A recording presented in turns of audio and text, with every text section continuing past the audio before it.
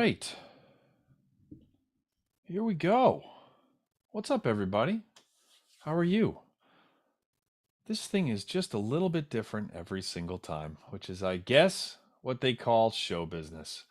How is it going? A little bit somber today. Today is the third anniversary of Sam Pilafian's passing. Sam was, of course, was my mentor. We were very close. I was very lucky. Although there are a lot of people who will tell you that they were really close with Sam Pilafian, and that's because they were, because he was just so generous. But what I wanted to talk about, just briefly touching, was just thanking him for showing me so much about what is possible as an entrepreneurial musician. I never heard Sam utter the words entrepreneurship or entrepreneur or any portfolio career. That term didn't even exist. Back when I was studying with him, I never heard him say a single one of those things. But he showed me, and so did Rex Martin, my professor at Northwestern. They both, and they had different careers, but the and Rex, I didn't mean to make that sound like they're both past tense. Rex very much is still having a career, but they both showed me what was possible. Um, I'm focusing on Sam today because today is the April 5th is the anniversary of his passing, but he showed me how to form a band, and he showed me like the work that went into that kind of thing. He showed me how to record an album. I was lucky enough to run the machines for a Traveling Light, their play along, jazz play along disc, which is awesome. I was the one that was hitting record and stop while I sat silently, like 2 feet away from them as a teenager. The I think that was right after my 19th birthday. But the point is that I got to see him teach in different settings. I just got to see him wear all of these hats, and he got to lead by example, which I am a much better learner. Well, the best way for me to learn is by doing, of course, and that's what I preach on TEM all the time. But when learning from someone else, if I'm not actually doing the thing, and there's value in learning without doing right away or doing constantly, when I'm just in absorb mode, having someone show me is better than having them tell me. Not everybody learns the same way, but that's definitely the way that I am. For example, the well, no, that's not as relevant as it could be. Sam just showed me over and over again, like what was possible, how to handle myself, all of that, and to have an example like that. And I don't remember a single time in all of those years where he was like, "Hits, pay attention to what I'm doing here." He just did it, and what he did was so compelling that I paid attention. Everybody paid attention, and he was very he had this ability to really affect the room when he was in it, even just from the tuba seat, right? Like he really had like that skill. So thank you to Sam for that. I got to watch their clip from Mister Rogers' Neighborhood from 1986 today, which was very very cool. I watched that whole part with my son Nicholas, which was really fun, and he was asking questions about all these people and about if I knew them, and and I do. Two of them now, Rolf and Sam, are no longer with us, but some of them I know a little bit.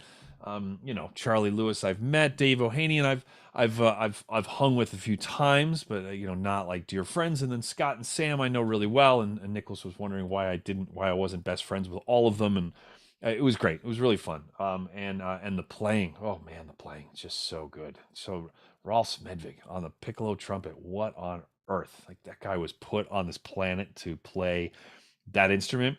But seeing a young Scott Hartman reminded me of one of the most pivotal experiences that I had in my life. Certainly, one of the most pivotal experiences I had, like after when I was young. This was towards the end of my run with Boston Brass, so this was around 10 years ago. It's hard to believe that we're like a year and a half away from me being out of Boston Brass for a full decade, which is a sign that, well, you can see Yeah, the hair is just starting to go gray. But anyway, I'm gonna need glasses soon, and then it's gonna be full on. But it was Christmas time.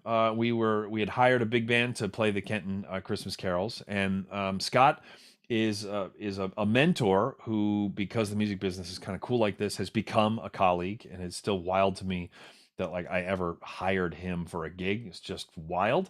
But he was backstage. We were backstage before the gig, had some time to kill, and he asked me how things were going. And and I was giving him the answer was that I was a little frazzled. This was December, of course. It was a Christmas gig, and it was like the end of the semester. And at that time, I had 14 combined students between Gettysburg College, which was 2 hours away, and George Mason, and there was juries and there was recitals and there was the paperwork. Oh my goodness, the paperwork that is involved in teaching adjunct lessons at the collegiate level is just it's incredible.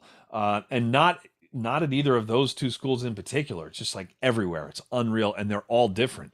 But I digress. So, and I was like landing at one point that month, like, I had a 5 a.m. flight, and I was landing at like 6:30, and then I was going straight to Mason from there to teach for 8 straight hours, and it was just like not sustainable. And Scott waited for me to like tell him like the next 2 weeks of my life, and he said, Andrew, repeat after me. And he said, no. And I said, no. And then he said, there, you are capable of saying that word. You need to start saying that word to people more often. And he had like this little knowing smile on his face. He totally nailed me because the inflection was that like no was the first of multiple words. So he totally got me to repeat. It was masterfully done. Because if he just said no, I would have just laughed. He actually got me to say the word. I was taking notes on even the presentation. And he then explained to me that would have been great, but he then, because he's just a great teacher and a great mentor and a great human, he then expanded, on that. And he said, Andrew, there are two phases in a career. There's the building phase and there's the maintaining phase. He said, you are lucky enough at this point in time to be in the maintaining phase. The problem is you're acting like you're in the building phase. And if you keep doing that forever, you are going to drive yourself into the ground. And I went, whoa. And he was right. It was like I was still in this like, hey, do you want to teach here? Yes, of course. Of course I want to teach there. Like not thinking about how much and I really enjoyed my time at Gettysburg. I really enjoyed my time at Mason. I enjoyed my short time at Shenandoah. I taught briefly at VCU. I enjoyed all of them. But there was a time when if you offered me a college teaching job that was, not getting on airplanes, I'd be like, yeah, of course I want to teach college.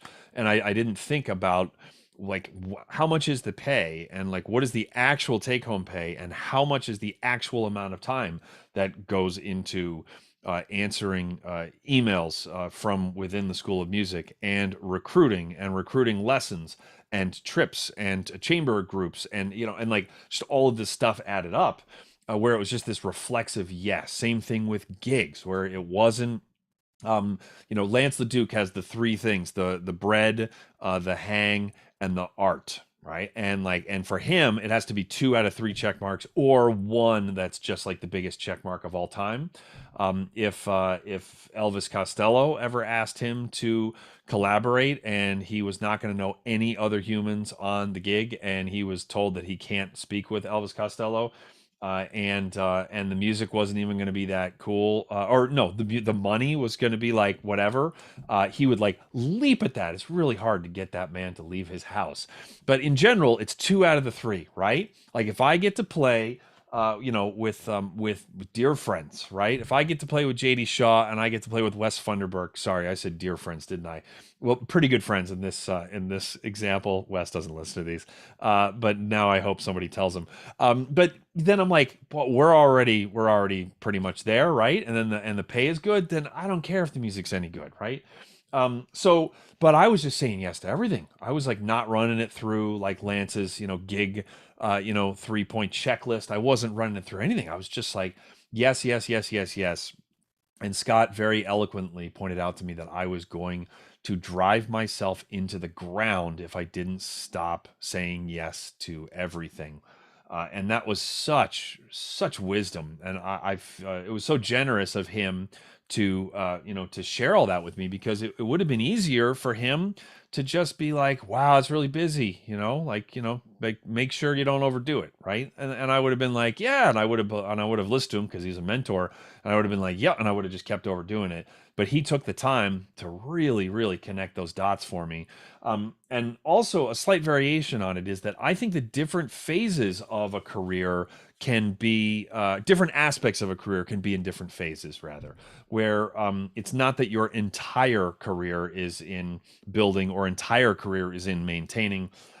It can be that if you're trying to get your feet wet in fill in the blank as a composer, then yeah, then you're in building mode if you've never composed before.